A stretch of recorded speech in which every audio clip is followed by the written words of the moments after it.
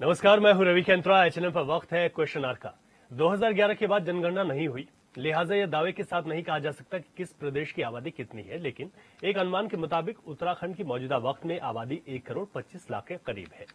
फिर भी यहाँ प्रत्येक दिन 4 सड़क हादसे होते हैं, जिसमें 3 लोगों की जान जाती है। अब सरकार ने नई नीति बनाई है, लिहाजा कहा जा रहा है कि क्या नई नीति से हालात बदलेंगे। सरकारी आंकड़ों पर नजर डालें तो यह बातें सामने आती हैं कि उत्तराखंड में प्रत्येक वर्ष सड़क हादसों में 1000 से ज्यादा लोगों की जान जाती है। जाहिर है, ये बड़ा सवाल है। इन आंकड़ों को देखते हुए ही सरकार ने नई सड़क सुरक्षा नीति पर मुहर लगा दी, जिसमें 19 विभागों को जिम्मेदारी दी गई है। सरकार को उम्मीद है कि अगर नीतियों का सही से पालन किया जाए तो हादसों में कमी आएगी। तो क्वेश्चन आवर में आपने रिपोर्ट देखी, सरकार नई नीति लेकर आई और ये दावा किया जा रहा है कि सड़क हादसों में इससे कमी आएगी। और यही सवाल है कि क्या नई नीति से वाकई में सड़क हादसों में कमी आ जाएगी। अभी तक इन 24 वर्षों की अगर हम बात करें तो उत्तराखंड में जिस तरीके से बड़े स्तर पर सड़क हादसे हुए, और एक आंकड़ा जो बताता है वो इस तरफ इशारा करता है कि यह काफी गंभीर है। यहां पर आज तक रही सरकारों ने बार बार सड़क हादसों में लगाम लगाने को लेकर तमाम दावे और वादे किए, लेकिन वो हकीकत कितने रहे, इस बात का अंदेशा इन आंकड़ों को देखकर लगाया जा सकता है। आज इसी बात को चर्चा करेंगे कि नई नीति से सड़क दुर्घटनाओं में क्या वाकई में कमी आ जाएगी, और विपक्ष के भी अपने सवाल हैं। स्वागत कर लेते हैं। हमारे साथ इस वक्त स्टूडियो में मौजूद हैं सतीश चंद जी, भारतीय जनता पार्टी के प्रवक्ता हैं। सतीश जी, आपका बहुत स्वागत है। हमारे साथ कांग्रेस के प्रवक्ता आशीष नौटियाल जी स्टूडियो में मौजूद हैं। आशीष जी, आपका बहुत स्वागत है। उत्तराखंड क्रांति दल से शांति प्रसाद भट्ट जी, क्रांति दल के उपाध्यक्ष, आपका बहुत स्वागत है। और हमारे साथ वर्चुअली जुड़े हैं राजेंद्र बिष्ट जी, राजनीतिक विश्लेषक हैं। बिष्ट जी, आपका बहुत स्वागत है। सबसे पहले सवाल सतीश जी आपसे है। विपक्ष कह रहा है कि नीति तो लागे, लेकिन उस नीति का क्रियान्वयन कराना सरकार का काम है। अब वो धरातल पर कितनी उतरेगी ये देखने वाली बात है, इसके लिए थोड़ा सा इंतजार करना पड़ेगा। लेकिन साथ उन्होंने आरोप लगाया कि सड़क दुर्घटनाओं में सरकार जो कहती है कि हम सड़क दुर्घटनाओं को रोकने के लिए जो कोशिशें कर रहे हैं वो धरातल पर फिलहाल दिखाई नहीं देती है। रवि भाई, देखिए 2014 से जब से प्रधानमंत्री मोदी जी आए हैं, तब से आपने देखा होगा कि जो भारतीय जनता पार्टी की केंद्र की सरकार है वो सड़कों को लेके काफी संजीदा रही है और उसने हर क्षेत्र में सड़कों को लेके कार्य किया है।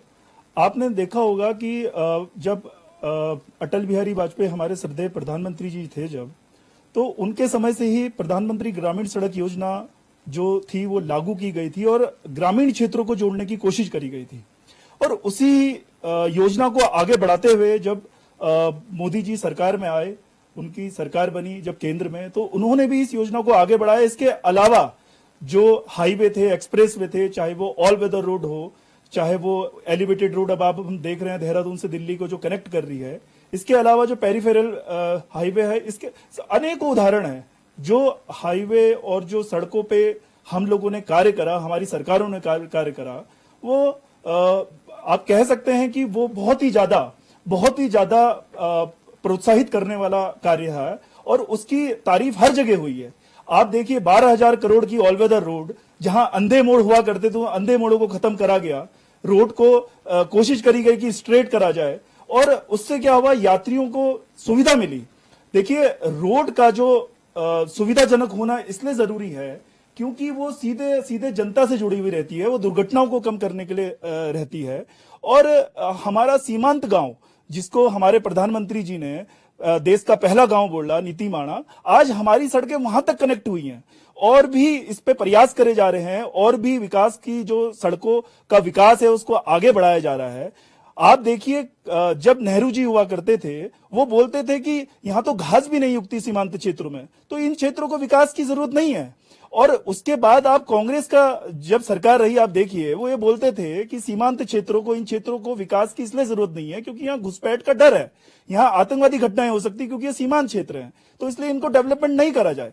लेकिन बहरहाल उस बात से अलग होके हमारी सरकार ने कार्य करा। आज डबल इंजन की सरकार कार्य कर रही है। और आप देखिए ना, ये जो कांग्रेस के नेतागण जो बोल रहे हैं कि नीति बनी है, इसका कुछ फायदा नहीं होना, अरे महाराज, पहले नीति बन गई है, उसको इंप्लीमेंट तो हो जाने दीजिए। आप अगर उस पर कोई नुस्ख होगा तो वो उसके बाद बताइएगा। लेकिन अभी अगर हमारे मुख्यमंत्री जी ने कैबिनेट में वो नीति पास करी है जिसमें 19 विभागों की जिम्मेदारी तय करी है, और परिवहन विभाग को परिवहन विभाग को ये अधिकार दिया है कि वो एक्ट बना सकते हैं, और इससे क्या होगा, जो गैर जिम्मेदाराना और लापरवाह अधिकारी हैं उन पर कार्रवाई करी जा सकती है। आप रवि भाई, आप ये देखेंगे कि पहले पुलिस विभाग, स्वास्थ्य विभाग, आपदा विभाग, इनकी जिम्मेदारी तय नहीं होती थी, लेकिन अब उसको कैलकुलेट करा जाएगा कि किसकी जिम्मेदारी है। तो ये बहुत बड़ी बात है जो इस पे निकल के आया है, जो विगत दिनों में, विगत वर्षों में जो भी दुर्घटनाएं हुए हैं उससे सीख ली हुई है, और सरकार का ये इरादा है कि जो दुर्घटनाएं हैं उसको कम से कम करा जाए। आप ये देखिए, इनके समय पे जब एनएच का जो मुआवजा का घोटाला था, वो जब उस सरकार में हो जाता है, इनकी सरकार में, जो विपक्षी की सरकार होती है, तो अब मैं ये कहना चाहता हूं कि जब सरकारें काम कर रही हैं तो आप उस पर नकारात्मक राजनीति करते हैं कि नीति बन गई, इससे कुछ फायदा नहीं होना। अरे आप जनता का तो विषय रखिए, जनता की तो बारे में सोचिए। ठीक है। नीति पर कांग्रेस का क्या मत है उसको ले लेते हैं। आशीष नौटियाल जी, जिस तरीके से नीति सरकार लाई है और दावा कर रही है कि इसके बाद बहुत सारी चीजें बदल जाएंगी, सड़क दुर्घटनाओं पर लगाम लगेगी, कैसे आप देखते हैं? हालांकि इस नीति का क्या होगा, इसके परिणाम के लिए हमें थोड़ा सा इंतजार करना पड़ेगा, लेकिन जो नीति में बातें रखी गई हैं, जो हमने अभी तक अपनी रिपोर्ट में दिखाई, वो कितना बदलेंगी हालात?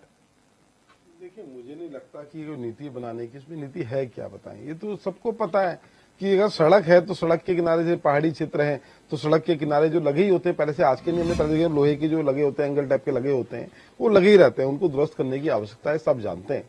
और पहाड़ों में जो घुमाव है, जो घूम है, आप इधर वाली बेल्ट में जाएं, इधर तो चलो बात अलग है, अपने जो देवप्रयाग से ऊपर या श्रीनगर से ऊपर हम जाते हैं, ऋषिकेश से ऊपर जाते हैं, काफी चौड़ी सड़कें हैं। पर जब हम यहाँ मसूरी से आगे जब जाते हैं, सुआखोली के रास्ते में जाते हैं, और हम जब महासू देवता भी परसों में गया हुआ था, महासू भी गया हुआ था, वहां की इतनी पतली सड़कें हैं कि वाकई बड़ी खतरनाक सड़कें हैं वो। वहां गाड़ी चलती है, मतलब दूसरी गाड़ी को पास होने तक की जगह नहीं है। और बाहर के लोग आते हैं, या तो उत्तराखंड में बाहर के लोग भी बहुत आने लगे, और मान्यताएं हैं, हमारे मंदिर बहुत है यहाँ, तो मंदिरों में लोग दर्शन के लिए भी आते हैं। इतनी रफ गाड़ी चलाते हैं, मतलब ना कहीं हॉर्न बजाना, ना कुछ करना, बहुत रफ गाड़ी, और गाड़ी एकदम से एकदम आगे ले आते हैं, मोड़ों में गाड़ी एकदम, कई जगह दुर्घटनाएं होने की संभावनाएं बढ़ जाती हैं। तो इसमें मुझे नहीं लगता कोई नीति बोल के, ये तो सरकार एक गुमराह करने का काम करी, हम नीति ले आए। कब थी ऐसी नीति के एक्सीडेंट कराने की नीति कब रही होगी? ये एक ऐसी नीति ले आए कांग्रेस वाले की एक्सीडेंट हो जाए, कोई भी नहीं लाता। हर किसी की नीति ये होती है, और मेरे ख्याल से मानवता के नाते हर कोई ये सोचता होगा कि एक्सीडेंट तो नहीं होने चाहिए। इस तरह की जब दुर्घटनाएं होती है तो वाकई बड़ी हृदय विदारक घटनाएं होती हैं, और डर लगता है, गाड़ी चलाने की इच्छा भी नहीं करती है। लेकिन जैसे इसमें ये किया गया ना कि कक्षा की जो प्रारंभिक कक्षाएं, वहीं से इसकी शुरुआत होगी, बच्चों को पढ़ाया जाएगा, वो बच्चे इस बात को समझ पाएंगे, जब वो वाहन चलाने लायक उनकी उम्र होगी तो वहां तक उनको पता होगा कि भाई हमें किस तरीके से वाहन चलाने हैं, इसका क्या नुकसान हो सकता है। दूसरी तरफ बात यह भी की जा रही है कि जो अभिभावक हैं उनको इस बारे में जानकारी दी जाएगी, और जो विभागों का जो समन्वय है, विभाग 19 विभाग आपस में जोड़ दिए गए हैं, और कार्रवाई भी होगी अगर कोई यहाँ पर लापरवाही बरतेगा। तो इसको लेकर सरकार कह रही है ना कि हम लोगों ने तमाम समन्वय बनाकर इस पर काम करेंगे आगे। देखिए रवि भाई, हर किसी की मानसिक स्थितियां अलग अलग होती हैं, आदमी का अलग अलग तरीका होता है, हर जितने लोग हैं उनका उतना गाड़ी चलाने का अलग अंदाज होता है। सरकार का काम है सड़कों पर ध्यान देना। अगर जगह जगह आपने गड्ढे कर रखे हैं तो दुर्घटनाओं का कारण वो भी बन जाते हैं। कई जगहों पे आप मोड़ इतने खतरनाक होते हैं कि वो भी दुर्घटनाओं के कारण होते हैं। तो कई चीजें हैं जो दुर्घटनाओं के कारण बन जाती हैं। मैं आपको एक कल का हादसा बताऊं। कल को मेरे पास एक कोई सज्जन आए, वो ऑटो चलाते हैं, वो अपना ऑटो अपनी लाइन में चला रहे थे, रात की बात थी, अपना ऑटो अपनी लाइन में ही चला रहे थे। एक लड़का तेजी से बाइक में आया, उसने ऑटो को पीछे से हिट किया, उसके बाद गिरा और उसके चोट चाट लग गई। उसके बाद जब भीड़ हो गई, हल्ला हुआ, तो पुलिस आई, उन्होंने ऑटो भी बंद कर दिया और उस लड़के की एक्टिवा भी बंद कर दी। अब दोनों बंद हैं, लड़का हॉस्पिटल में है। उसकी गलती क्या है ऑटो वाले की? वो तो अपनी साइड चल रहा था, लेकिन अब दोनों को बंद कर दिया। ऑटो वाला बेचारा दिन भर की रोजी रोटी उसकी वही ऑटो चला के ही कमाता है। लड़के की चोट लगी, दुखद है, लेकिन गलती किसकी है? गलती लड़के की है ना, जो दूसरी लाइन में जाके उसके मार के आ गया। अब उसका ऑटो बंद कर दिया। अब कहते हैं कॉम्प्रोमाइज करना है, तो वो कह रहे हैं 3 लाख दो पहले, तब कॉम्प्रोमाइज होगा जिसकी चोट लगी। अब बताएं उस व्यक्ति की गलती क्या है? आप अपनी जगह में खड़े हैं, मैं आपको आगे हिट जबरदस्ती कर दूं और उसके बाद आपसे ही मुआवजा मांगू तो कैसे होगा? तो कई व्यवस्थाएं जो है बड़ी खराब है। जिम्मेदारी तय होगी ना, बिल्कुल होनी चाहिए। इसमें आप बताए ना, उस गरीब का बोलने वाला कौन है? जिसके चोट लगी निश्चित उसकी चोट लगी, लेकिन उसकी गलती भी तो है। आप दूसरी साइड में जाके कोई चल रहा, उसे हिट करके आ जाओ, उसके बाद उस बेचारे को पकड़ लो, उस गरीब आदमी को, भैया तू 3 लाख पूरा खर्चा दे, मैं तो कैलाश में एडमिट हूँ। तो इसमें कहीं ना कहीं देखिए पुलिस की जिम्मेदारी, सरकार की जिम्मेदारी उस हर व्यक्ति के साथ होनी चाहिए। देखिए कोई गलती कर रहा है, ठीक है, निश्चित उसे भुगतना पड़ेगा, उसका सजा उसको भी भुगतनी पड़ेगी। पर एक निर्दोष आदमी, ऐसे तो अगर इस तरह की स्थिति हुई तो आम आदमी तो सड़क में गाड़ी चलाने में डरेगा। इस नीति में आपको कुछ नया लगता है कांग्रेस को? या कोई लगता है कि नीतियां इसका कुछ फायदा होगा? देखो ये कोई नीति नहीं, ये कोई नीति है क्या? आप सड़क के किनारे पेड़ लगाएंगे नीति आ गई, ये नीति है क्या? ये क्या नीति है? नीतियां ये होती हैं, सड़क में अगर कभी देखें करोड़ों की आबादी है, घटनाएं दुर्घटनाएं भी होती हैं, व्यक्ति को इंसाफ मिलना चाहिए, जिसके साथ गलत हो उसे इंसाफ भी मिलना चाहिए। और निश्चित ये नीति नहीं, ये परिवर्तन होते हैं कि आपको सड़कों में किस तरह से, कहाँ पे आपको स्पीड ब्रेकर लगाने हैं, कहाँ पे आपको पेड़ लगाने हैं, किस चीज की मजबूती पे ध्यान देना है। अगर सड़क किनारे से पहाड़ी इलाके हैं तो वहां पे एंगल वगैरह लगा के किया जाता है, उससे रोकथाम की, अगर कोई छोटी मोटी दुर्घटनाएं होती है तो आदमी रुक सके। तो इस तरह की व्यवस्थाएं ढूंढो। देखो विश्व में जो है व्यवस्थाएं होती है, पूरा विश्व है, और कहीं ना कहीं से कुछ ना कुछ सीखना चाहिए। उत्तराखंड राज्य को भी हमारे जो हमारे मंत्री हैं घूमने जाते हैं, कभी विदेश जा रहे हैं, कभी कुछ जा रहे हैं, कुछ सीख के लाओ, लेके आते हो तो उसको वहां पे एप्लीकेबल करो। और निश्चित दुर्घटनाएं रुकनी चाहिए, हर कोई चाहेगा दुर्घटनाएं रुकनी चाहिए, पर ये जनता का ध्यान भटकाने के लिए इस तरह बातें बोलते हैं, नीति लिया, ये कर दिया। आपने इस पे तो डिबेट कर दिया आज, आपने उस पर डिबेट नहीं करी कि परसों मुख्यमंत्री जी ने एक और नीति लेके आगे की जो हमारे विधायक जो रिटायर हो रहे हैं उनकी पेंशन बढ़ा दी जाएगी। इस पे तो डिबेट होनी चाहिए। वो इतना गरीब हो गया, उसकी तो पेंशन बढ़ानी जरूरी है। और जो उधर और जो कर्मचारी है, आपके जो पूर्व विधायक है, उन्होंने कोई पत्र लिखा, उनकी तनख्वाह हटा दो। आपके पूर्व विधायकों ने पत्र लिखा, ये पत्र लिखा था, बढ़ा दो। उन्होंने लिखा था, वो लिख देना हमें। आप बताए ना, अरे भाई आपको तनख्वाह मिलती है, आपकी तनख्वाह करो 10,000 बढ़ जाएगी तो आप पत्र लिखेंगे मत बढ़ाओ। जनता का हित, शांति प्रसाद लिख देता। शीर्ष नेता पूर्व मुख्यमंत्री हरीश रावत जी का वीडियो जारी हुआ है अभी। हाँ, तो क्यों बोल रहे हैं कि अगर कांग्रेस के नेताओं को इससे दिक्कत है तो अपने विधायकों को बोले, पूर्व विधायकों को, कि अपनी पेंशन ना ले। लेकिन उन्होंने इसके साथ ये बोला है कि पूर्व विधायक गरीब हैं, उनको जरूरत है इस चीज की। आपको हरीश रावत जी का वीडियो आया है अभी, किसने बोला था? हरीश रावत जी का वीडियो आया है, वो इस चीज को नकार रहे हैं और वो तंज कसते हुए कांग्रेस पे बोल रहे हैं कि कांग्रेस के नेता अपने पूर्व विधायकों से बोले कि पेंशन ना ले।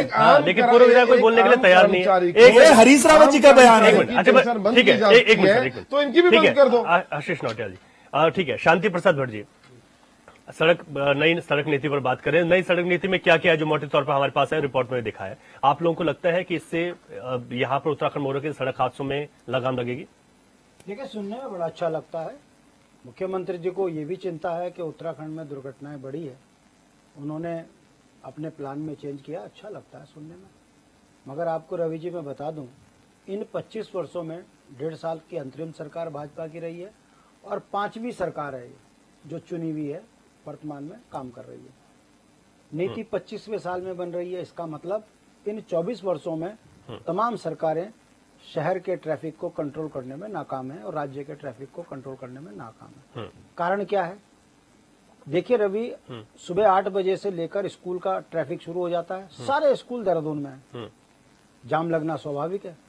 जैसे ही 10 बजते हैं तब वीआईपी मूवमेंट शुरू हो जाता है, सारे मंत्री टू टू, फिर डीजीपी, फिर एसपी, फिर डीएम, फिर कमिश्नर, ये भी 11 बजे से लेकर 11:30 बजे तक इनकी गाड़ियां घूमती हैं। तो देहरादून में जनता को चलने के लिए समय कब है? परिणाम आपके सामने है। दूसरी बात, वीआईपी मूवमेंट से तो जनता हुई परेशान। अब आ जाइए, शहर की आबादी है मात्र 5 लाख की सहने की, और यहाँ करीबन 20-22 लाख आदमी है जिनको उसी 8 बजे से लेकर 12 बजे तक मूवमेंट करना होता है, फिर शाम को 4 बजे से लेकर रात के 8 बजे तक मूवमेंट करना होता है। कमोवेश सबका टाइमिंग एक ही है। 22 लाख आदमी, गाड़ियां देहरादून के अंदर 2.5-3 लाख चलती हैं इस दौरान में। सड़क वही है, सड़क वही है जो 1947 में थी, सड़क वही है जो आज भी 1925 के बाद सड़क फर्क इतना पड़ा है कि 1-1, 1.5 फुट चौड़ी हो गई। तीसरी बात, जितनी सरकारी जमीन थी नगर निगम की, उन पे तो व्यापारियों ने कब्जे करवा दिए, दुकान खोल के बैठ गए। दुकान पे कब्जा हो गया, सड़क पे भी कब्जा हो गया, आज तक उसके लिए समाधान नहीं हुआ। चौथी बात, उत्तराखंड के अंदर ट्रैफिक जाम के कारण यातायात बाधित होता है, दुर्घटनाएं होती हैं, सबको पता है, कोई रॉकेट साइंस नहीं है। हम लोग बार बार सरकार को कहते हैं कि बाहर से आने वाली गाड़ियों पर लगाम लगनी चाहिए, पहाड़ों में केवल पर्वतीय मूल के ड्राइवरों को गाड़ी चलाने की अनुमति हो, जो बाहर से गाड़ी लेकर आता है उसके लिए एक पार्किंग जोन बनाइए, गाड़ी खड़ी करे, वहां से पार्टी ड्राइवर लेके जाए, या वो अपनी गाड़ी में जाएगा तो पार्टी ड्राइवर लेके जाएगा, कम से कम उसको पहाड़ का अनुभव तो है, पहले चलता था ऐसे। आपने वो भी नहीं किया। 5वीं बात, अब सरकार बच्चों को तो कह रही है ज्ञान देना चाहिए, मैं आपके माध्यम से पूछता हूं, सरकार अपने कार्यकर्ताओं को कब ज्ञान देगी जब शराब पी के गाड़ी चलाते हैं, पुलिस वाले रोकते हैं तो उन्हें धमकाते हैं, और अगर पुलिस वाले एक्शन करते हैं तो ऊपर से मंत्री जी का फोन आ जाता है, छोड़ दो, ये हमारे आदमी है। इस पर सरकार कब लगाम लगाएगी? सरकार को ये बताना भी तो चाहिए कि जिस राज्य के अस्थायी राजधानी अपनी खूबसूरती के लिए जानी जाती थी, 25वें साल में मुख्यमंत्री जी को यह ध्यान आ गया कि पेड़ लगाने चाहिए। यानी कि जो अस्थमा का प्रॉब्लम अनियंत्रित विकास से देहरादून में हुआ है, इसकी आग अब मुख्यमंत्री कार्यालय में भी जाने लगी तो अभी नहीं चिंता होगी। छठी बात, आपको उत्तराखंड में दुर्घटना की तो बड़ी चिंता हो रही, मगर जिस तरीके से उत्तराखंड की राजनीति में नेताओं का कोई चरित्र नहीं है, वैसे ही उत्तराखंड की सड़कों का बुरा हाल। सड़कें कैसी हैं? बिस्कुट बराबर। 5 करोड़ की सड़क पास होती है, 5 लाख में सड़क बनके तैयार हो जाती है। उस घोटाले पर कभी मुख्यमंत्री जी का ध्यान गया कि वो 5 साल तक सड़क क्यों नहीं टिकी? कौन ठेकेदार है? क्यों नहीं उस पर कार्रवाई हुई? कितने ठेकेदार जेल भेजे? सारे ठेकेदार भाजपा के। बिस्कुट के रूप में सड़क बनाओगे, कर्ज में राज्यों को डुबाओगे, फिर वो बरसात में सड़क टूट जाएगी, फिर दुर्घटना होगी, उसके बाद आप घड़ियाली आंसू बहाओगे कि 2 लाख रुपए भी देंगे, 5 लाख भी देंगे। कहने का मतलब है ए से लेके जेड तक भ्रष्टाचार की जो आदत चरित्र में आ गई है। यही कारण है कि उत्तराखंड के अंदर आप शिक्षा के क्षेत्र में कितने अवेयरनेस फैला लीजिए, मगर जो लाला लोग हैं वो फीस तो लूट रहे। आप कितने ही यातायात नियमों में परिवर्तन कर लीजिए, मगर जब पुलिस सख्ती करती है तो आप ही के जो भाजपा के नेता हैं पुलिस को जो है काम नहीं करने देते।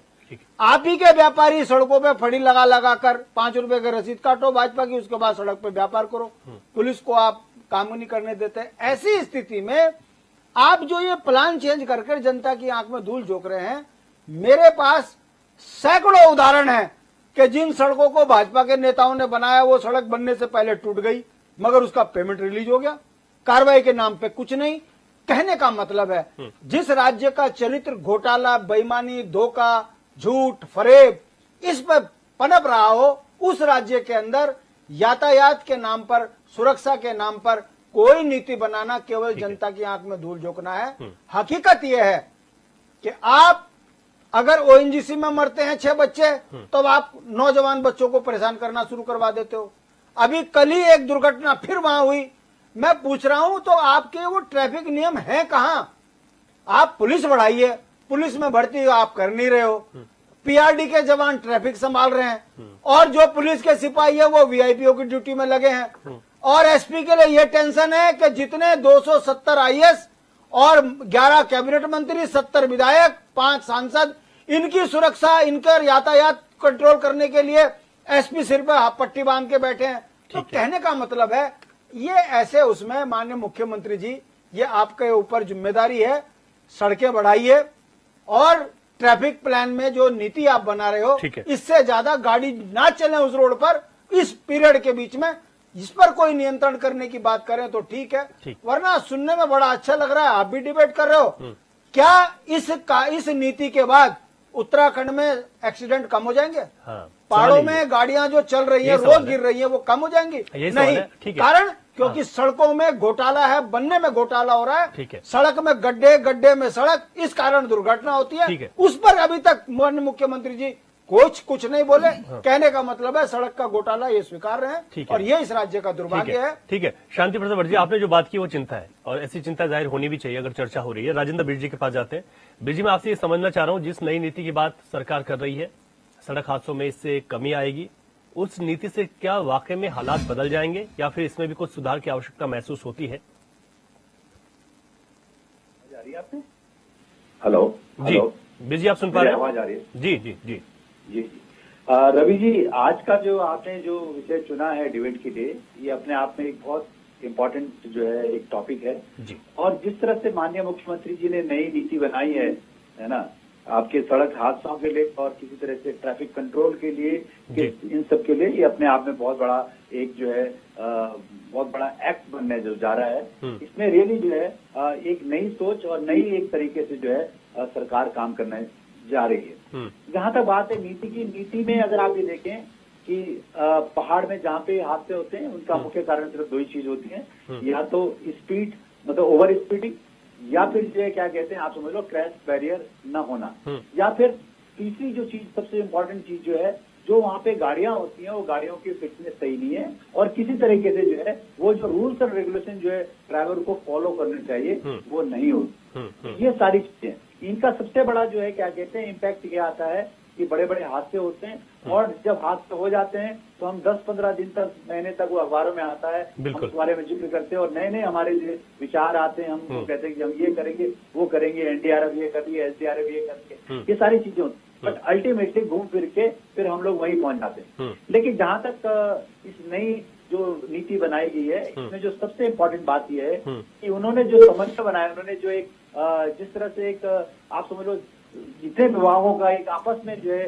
गठजोड़ करके एक फाइनल उन्होंने बनाया है, इस तरह से हमारे यहाँ जो है एक मतलब सड़क हादसा रोकने के लिए हम क्या क्या चीज कर सकते हैं। तो इसमें जो सबसे बड़ी बात जो चीज मुझे जो लगती है, देखिए जो भी सड़कें हैं कहीं पे भी, चाहे वो हम हिंदुस्तान की बात कर रहे हैं या हम वर्ल्ड में कहते हैं, उसका एक मानक होता है, उसका एक मानक तय होता है कि आप अगर आपने इतनी ज्यादा जो है उसका मतलब इतने पहाड़ पे अगर वो है या प्लेन्स में है, उसमें किस तरह की गाड़ियां चल रही हैं, ट्रैफिक के क्या कंडीशंस हैं, उस हिसाब से ये जो है उसके मानक तय होते हैं, और उस मानकों के तय के हिसाब से उसमें ट्रैफिक जो है कंट्रोल किया जाता है। लेकिन हिंदुस्तान में क्या है कि नीतियां सब बनती हैं लेकिन फॉलो कोई नहीं करता है। हाँ।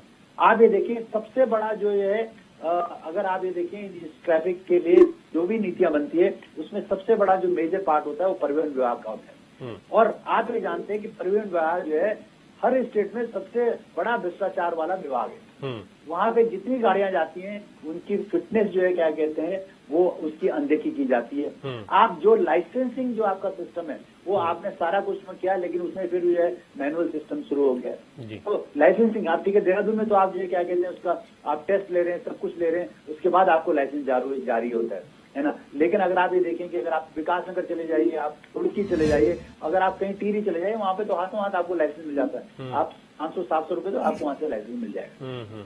तो मेरे कहने का मतलब ये है कि जब तक हम बेसिक सिस्टम ठीक नहीं करेंगे, हम उस पर स्ट्रिक्ट नहीं करेंगे, जो नीतियां हैं उसको 100% फॉलो होना चाहिए, और उसमें कहीं भी किसी नेताओं का, किसी मतलब आप समझ लो किसी पार्टी का, इन सब लोगों का या किसी ब्यूरोक्रेट्स का या किसी अफसर्स का अगर उसमें जो है कोई भी इंटरफेरेंस ना हो, तो मुझे लगता है उसमें बहुत सारा परिवर्तन आ सकता है। ये सबसे बड़ी इंपॉर्टेंट। आप ये देखिए वो वर्ल्ड में या इंडिया में भी जो इंडियन रोड कांग्रेस है, वो एक ऐसी एसोसिएशन है जहाँ पे हर साल जो है अधिवेशन होता है और उसमें ये बताया जाता है कि कैसे कैसे हमें जो है इसको डेवलप करना है। हिंदुस्तान के हिसाब से कैसे हमें रोड और रोड की जो है सेफ्टी के लिए मेजर कैसे करने होते हैं, ये हमें उसमें जो है डिस्कशंस होते हैं, और किस तरह से वो नई नई उसमें रिसर्च होती है। क्या हम रिसर्च को फॉलो करते हैं?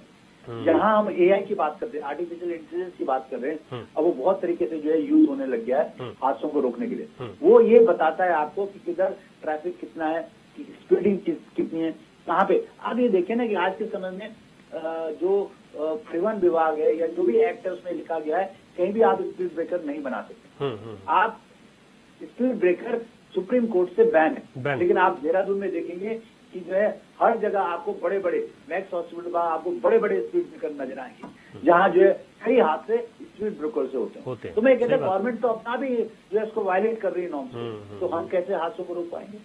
ये बहुत इंपॉर्टेंट चीज है। हम ये सोचते हैं कि अगर फॉर इंस्टेंस जैसे पहाड़ों पे कैपेसिटी होती है कि आप इतनी कैपेसिटी पर नहीं चला सकते। आप चक्रौता जाइए कभी, आप हाल से चक्रौता जाइए, जिस गाड़ी की कैपेसिटी 7 सीटिंग जो होती है उसमें 30 से 40 लोग बैठ के जाते हैं, छतों में बैठ के जाते हैं, जी कमांडर्स में। तो आप सोचिए आप कैसे रोक लेंगे? फिर उसमें जो है क्या कहते हैं नेतागिरी आ जाती है। नेतागिरी इस तरह ये नहीं कह रहा कोई पर्टिकुलर पार्टी, सारे नेता ऐसे हैं। मैं कहता हूँ आज के समय में क्या कहते हैं, हाँ हम लोग जो ना डिबेट में बैठे हैं, अगर हमारे साथ हमें कोई पुलिस वाला रोकता है गलत रोकने के लिए, हम उसको जो है हम अपनी नेतागिरी दिखाने लगते हैं। तो मेरे कहने में था कि ये शिफ्ट होना चाहिए। जब तक आप जितने रूल्स रेगुलेशन उनको 100% फॉलो अप नहीं करते है ना, उस तरह से तब तक आप जो इन हादसों से चलते रहेंगे। लेकिन जहां तक एक्ट की बात है, एक्ट बहुत अच्छा है, एक्ट को इम्प्लीमेंटेशन बहुत होना चाहिए, और जिस तरह कमेटी बनी है उसके ऊपर काम किया जाए तो मुझे लगता है कहीं ना कहीं कुछ रोकथाम हो सकती है। बिल्कुल बिजली ठीक है आपने कि एक्ट अच्छा है, नीति अच्छी है, लेकिन उस नीति का धरातल पर किस तरीके से उसका इम्प्लीमेंट किया जाएगा वो बहुत महत्वपूर्ण हो जाता है। सतीश जी, कांग्रेस ने कहा कि नीति कुछ भी नहीं है और सड़कों को लेकर जहां आप एक तरफ बोल रहे थे कि सड़कों का जाल बिछा दिया भारतीय जनता पार्टी ने, उसमें ऑल वेदर रोड का भी आपने जिक्र किया था, लेकिन कांग्रेस कह रही है कि आज इस तरीके के हालात हैं प्रदेश में कि सरकार जो कहती है वो होता नहीं है। देखिए रवि भाई, ये भारतीय जनता पार्टी की डबल इंजन की सरकार है। ये कार्य इन्होंने किया, हमने किया भी है, करती है और करेगी। तो हमारा तो स्लोगन ही ये है कि किया है, करती है और करेगी।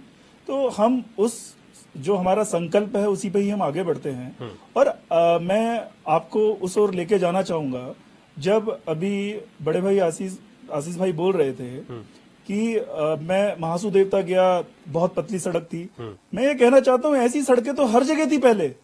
जो ये ऑल वेदर रोड वाली है, हमारी चारधाम को कनेक्ट करने वाली रोडें हैं, ये भी वही हुआ करती थी। लेकिन भारतीय जनता पार्टी की जब सरकार आई तो ये अमूल चूल परिवर्तन उसके बाद हुआ है। आशीष भाई साहब, कांग्रेस पार्टी ये भूल गई है, विपक्ष ये भूल गया है कि जो है आज इनको इक्का दुक्का 2-4 रोडें दिखती हैं इस तरह की, वो रोडें पहले सब जगह थी पूरे पहाड़ में। उनका डेवलपमेंट ही नहीं होता था। मैं छोटा था, मैं खुद जाने में डरता था पहाड़ पहले। लेकिन मैं ये कहना चाहता हूं कि जो ये अमूल चूल परिवर्तन है, और जो मेरे साथ यहाँ प्रवक्तागण बड़े भाई लोग बैठे हुए हैं, ये मेरे से काफी उम्र में सीनियर हैं, तो इनको तो पता ही होगा। जब मुझे पता है कि पहाड़ों की रोडें कैसा हुआ करती थी, तो मैं ये कहना चाहता हूं वो भी डेवलपमेंट होगा, वहां भी डेवलपमेंट होगा।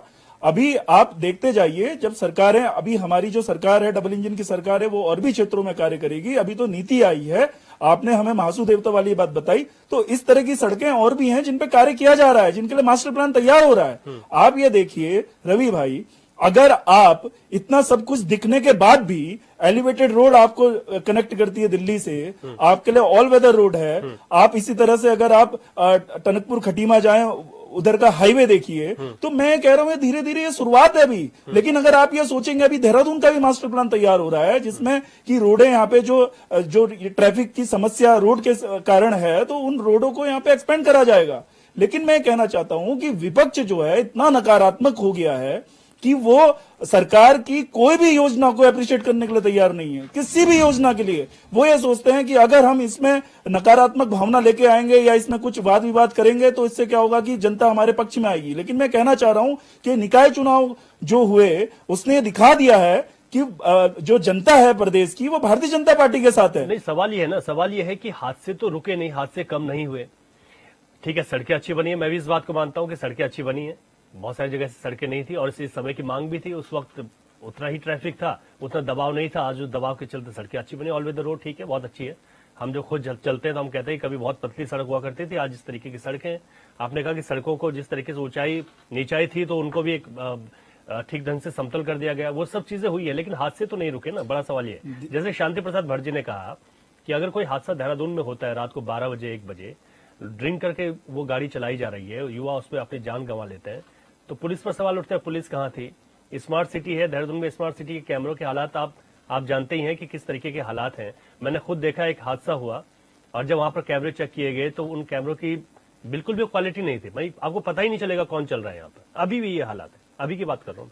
देखिए रवि भाई, देहरादून एजुकेशन हब है। यहाँ लोग, बच्चे जो हैं दूर दूर से पढ़ने के लिए आते हैं, और यूनिवर्सिटीज हैं, कॉलेज हैं, बहुत अच्छे अच्छे कॉलेज हैं, तो उनमें अध्ययन के लिए बच्चे बाहर से आते हैं। तो देखिए वो हादसा हुआ, बहुत ही दुखद हादसा था वो। तो इस तरह का दुर्भाग्यपूर्ण हादसा नहीं होना चाहिए, वो हम भी बोलते हैं। लेकिन आपने देखा होगा उसके बाद अगर चेकिंग पुलिस ने करी युवाओं की, कि शांति प्रसाद भट्ट भाई साहब बोल रहे थे कि युवाओं को परेशान करा जा रहा है। मैं मानता हूं युवाओं को परेशान नहीं करा जा रहा, लेकिन उसमें देखा जा रहा है कि कौन युवा जो है वो ड्रंक एंड ड्राइव कर रहा है, कौन गलत तरीके से, कोई छोटा तो नहीं है। अपने बात ये ना, जैसे आपकी जो नई नीति है वो नीति ठीक है, अब उस नीति को छोड़ देते हैं। पुराना ये तो नियम है ना कि आप सड़क पर शराब पीकर वाहन नहीं चलाएंगे, रात को शराब पीकर वाहन को नहीं दौड़ाएंगे, लेकिन दौड़ाने वाला तो दौड़ाता है, तो वहां पर फेलियर पुलिस का है ना। नहीं तो रवि भाई, इसीलिए उसके लिए अब अलग से नीति क्या बनानी है? आप शराब पीकर गाड़ी नहीं चलाएंगे, रवि भाई, इसीलिए पहले जो था, पहले इन विभागों को इतना इससे संबंध नहीं करा गया था, लेकिन अब उनकी जिम्मेदारी तय करी गई है कि अगर कुछ इस तरह का हादसा होगा तो वो जांचें सब जगह आएंगी। वो एक पुलिस प्रशासन इससे नहीं बच सकता कि हम पुलिस वाले हैं, हमारा इसमें कोई मतलब नहीं है परिवहन का है, या परिवहन वाला इसलिए नहीं हो सकता कि ये पुलिस की चेकिंग का काम है। तो सभी लोगों को इसमें इंक्लूड करा गया है और सभी लोगों की जिम्मेदारी तय करी गई है निश्चित तौर पर इस नीति के बनने से। और मैं मानता हूं अगर हमारे प्रदेश के यशस्वी मुख्यमंत्री ने इतनी संवेदनशीलता के साथ इस नीति पे कार्य करा है तो मैं ये मानता हूं कि हादसे तो पहले भी होते थे, लेकिन कोई भी मुख्यमंत्री इस लेवल पे आगे बढ़ के कार्य नहीं करता। ठीक है, आशीष नोटियाल जी। लेकिन मैं कहना चाहता हूं इसके बाद एक छोटी सी बात कहना चाहता हूं कि जिस तरह से नीति का निर्धारण हुआ, नीति बनी है, उसी हिसाब से इसका इम्प्लीमेंटेशन भी होगा, मॉनिटरिंग भी होगी, ये विश्वास रखिए आप। ये महत्वपूर्ण है। आशीष नोटियाल जी। देखिए, सतीश भाई ने बड़ी बातें बताई है और ये भी बताया कि 2014 से पहले किस स्थिति में जी रहे थे हम लोग। मतलब उस समय ना सड़कें थी, ना बिजली था, ना पानी थी, हवाई जहाज ट्रेन तो शायद कभी देखे भी नहीं होंगे आप लोगों ने, उसके बाद ही सब कुछ आए, हवाई जहाज ट्रेन कार सब बाद में आए, 14 के बाद ही आए होंगे, शायद नहीं देख पाए, आप लोग नहीं देख पाए होंगे क्योंकि स्थिति बड़ी भयानक थी। हॉस्पिटल नहीं थे, है ना, अस्पताल भी नहीं रहे होंगे, शिक्षा तो शायद आप लोग ले नहीं पाए होंगे क्योंकि स्कूल नहीं थे। तो बड़ी बुरी स्थिति आपने बताई जो, तो सोचना चाहिए आपको कि आपको कभी भी अपने इतिहास को गाली नहीं देनी चाहिए। जहां आपने शिक्षा दीक्षा ली, आपने जिन अस्पतालों में अपना इलाज कराया, आज आप अगर इस तरह की बात बोलते हैं तो मुझे नहीं लगता कि आप लोग किस तरीके की बात बोल रहे हैं। ये कोई बात है कि आप 2014 से पहले कुछ नहीं था, सड़कें नहीं थी, तो बिना सड़कों के चलते थे, आपका था आप कंदमूल फल खाते थे, खाना नहीं था, गैस सिलेंडर नहीं था, क्या नहीं था?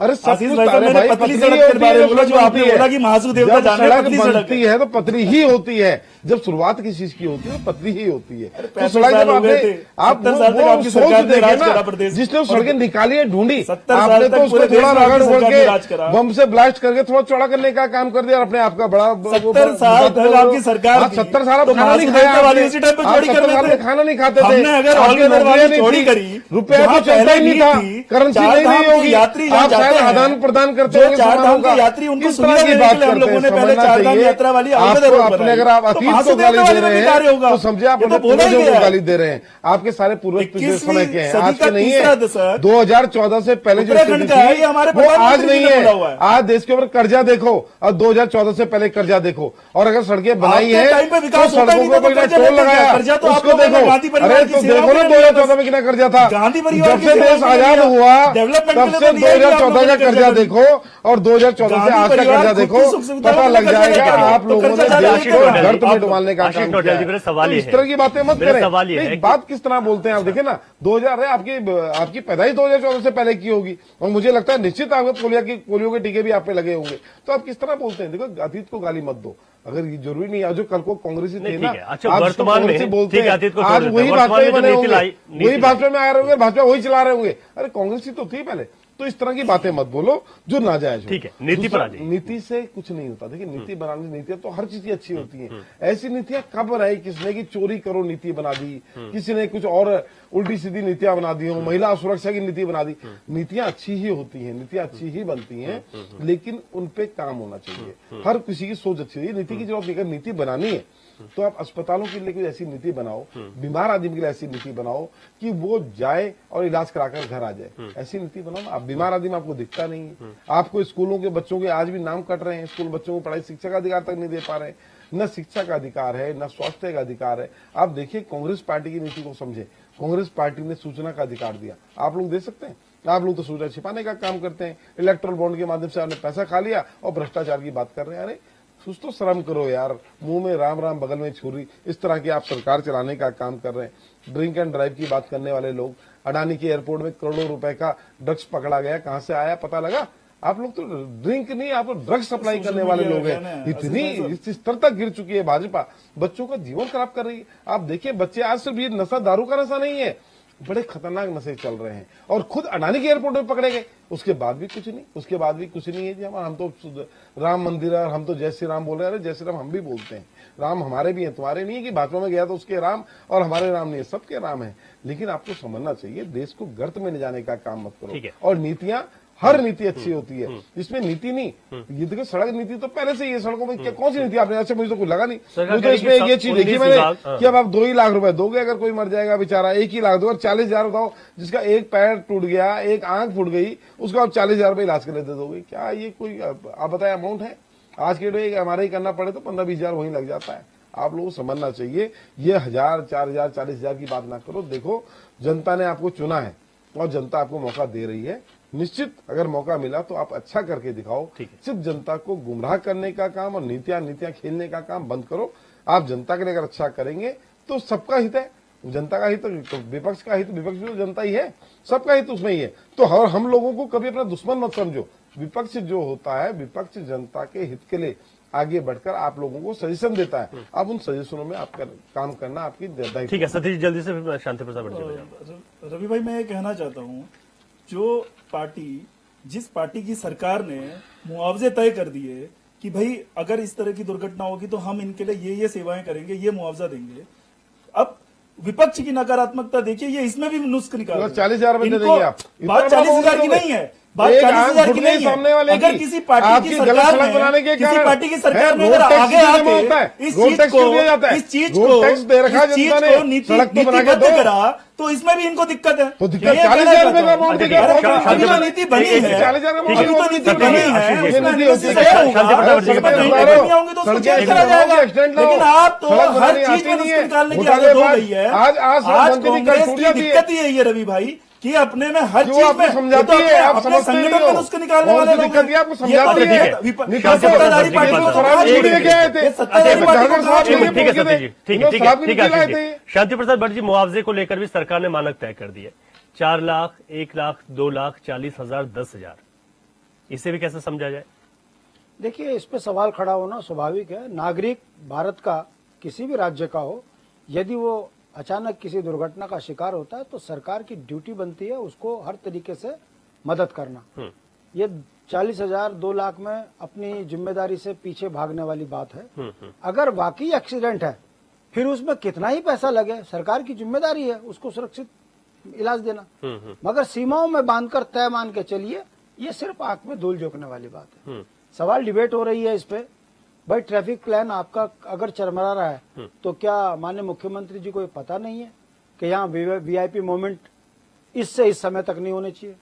क्या मुख्यमंत्री जी को ये पता नहीं है कि स्कूल के बच्चों से लेकर डिग्री कॉलेज के बच्चे भी उसी टाइम पे निकलते हैं? इनको कैसे ठीक किया जाए? आप बच्चों के पास जाकर पुलिस वालों से उनको ट्रैफिक नियम समझाने की बात करोगे, क्या इससे सही हो जाएगा? क्या बच्चा स्कूल जाना बंद कर देगा? क्या वो वैन में जाना बंद कर देगा?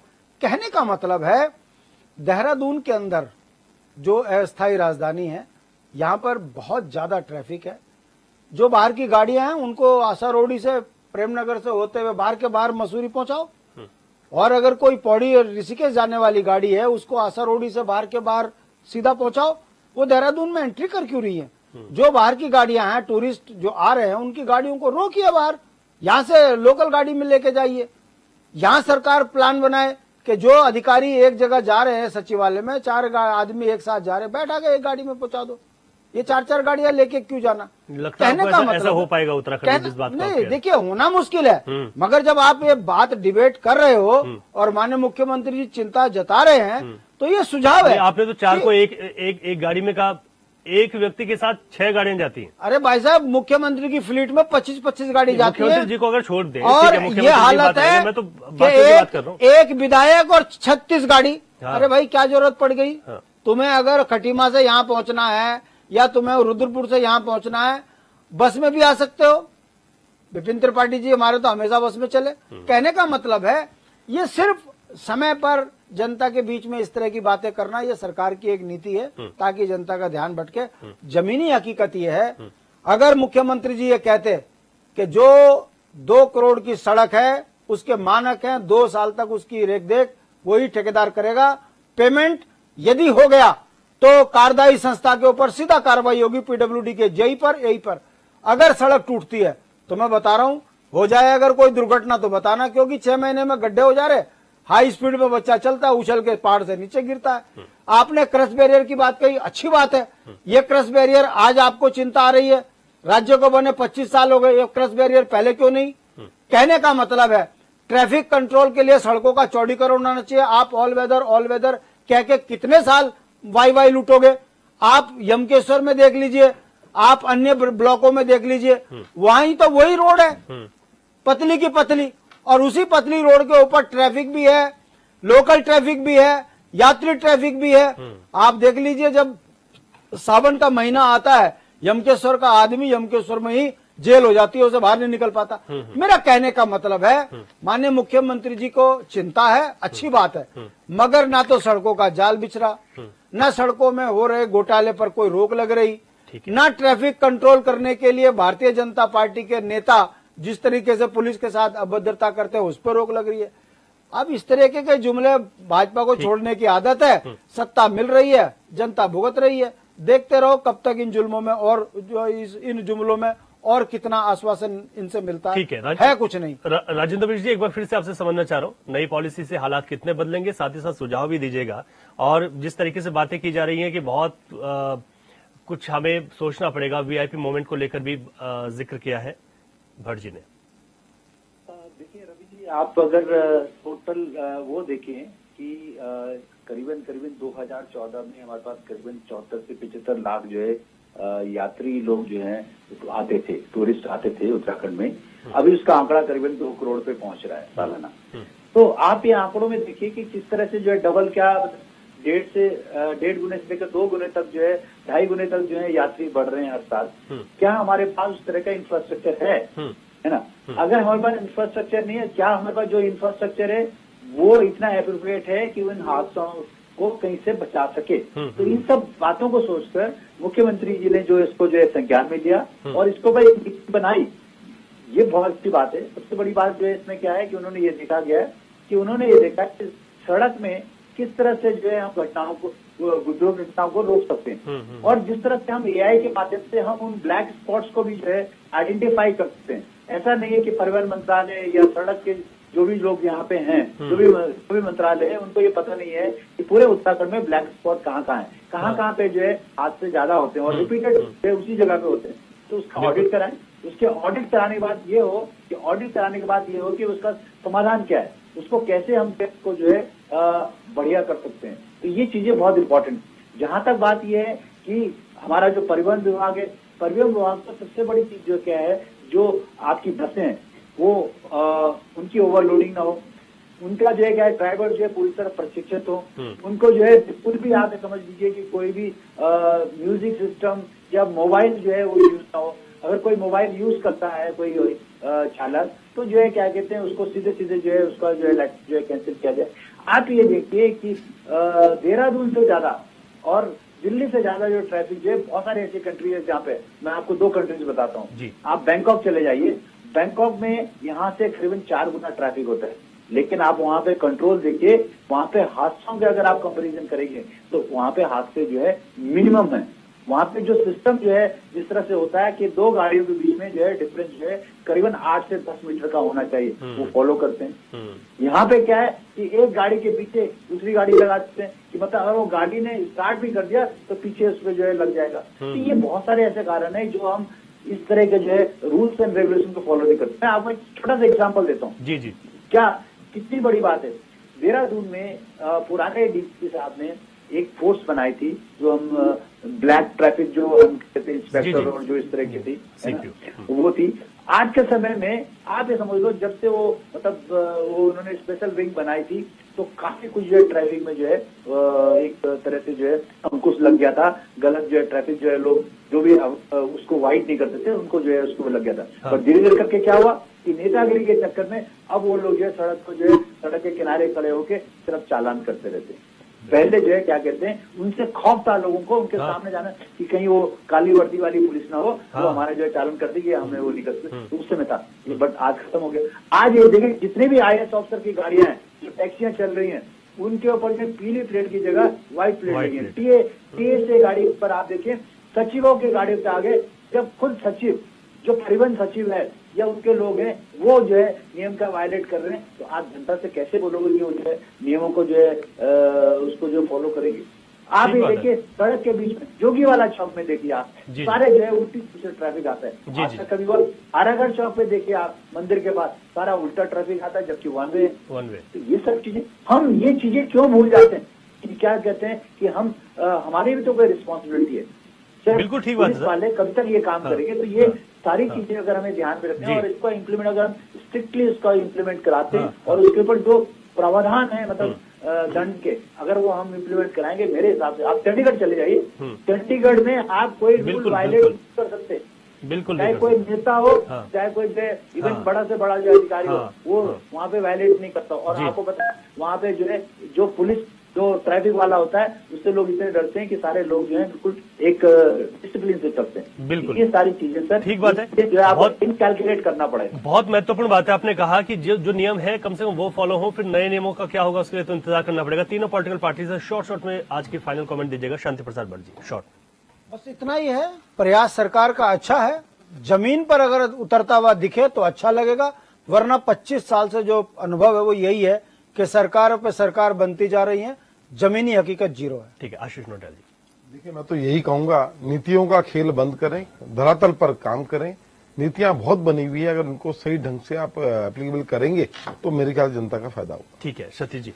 रवि भाई, मैं बस आखिर में यही कहना चाहूंगा कि इन जो नीति बनी है उसके इम्प्लीमेंटेशन के लिए और मॉनिटरिंग के लिए अभी प्रवर्तन विभाग में जो है 10 अतिरिक्त अधिकारी जो है उनको नियुक्त करने के लिए कैबिनेट में मीटिंग में वो पास हुआ है, और उससे निश्चित तौर पे जो प्रवर्तन की जो कार्रवाई होती है वो उसमें बढ़ोतरी होगी। ठीक है, आप सभी मेहमानों का बहुत शुक्रिया इस चर्चा में भाग लेने के लिए। अब इन जो नई नीति आ रही है उससे कितना कुछ बदलेगा इसके लिए तो थोड़ा इंतजार करना पड़ेगा, लेकिन सबसे महत्वपूर्ण बात यह है कि हम सभी को अपनी जिम्मेदारी तय करनी होगी, और जब हम सभी अपनी जिम्मेदारी तय कर लेंगे तो नीति से और ज्यादा बेहतर हो जाएगा कि हम सड़क दुर्घटनाओं पर लगाम लगा सकते हैं। क्योंकि नीति कितनी भी अच्छी होगी, अगर आप ओवर स्पीड में चलेंगे, शराब पीकर गाड़ी चलाएंगे, सड़क के नियमों का पालन नहीं करेंगे तो दुर्घटनाएं होनी है। इसलिए खुद जागरूक होना पड़ेगा। बाकी सरकार जिस नीति की बात कर रही है, मॉनिटरिंग भी अगर हो तो इसके परिणाम, सुखद परिणाम धरातल पर देखने को मिलेंगे। क्वेश्चन आवर में इतना ही। नमस्कार।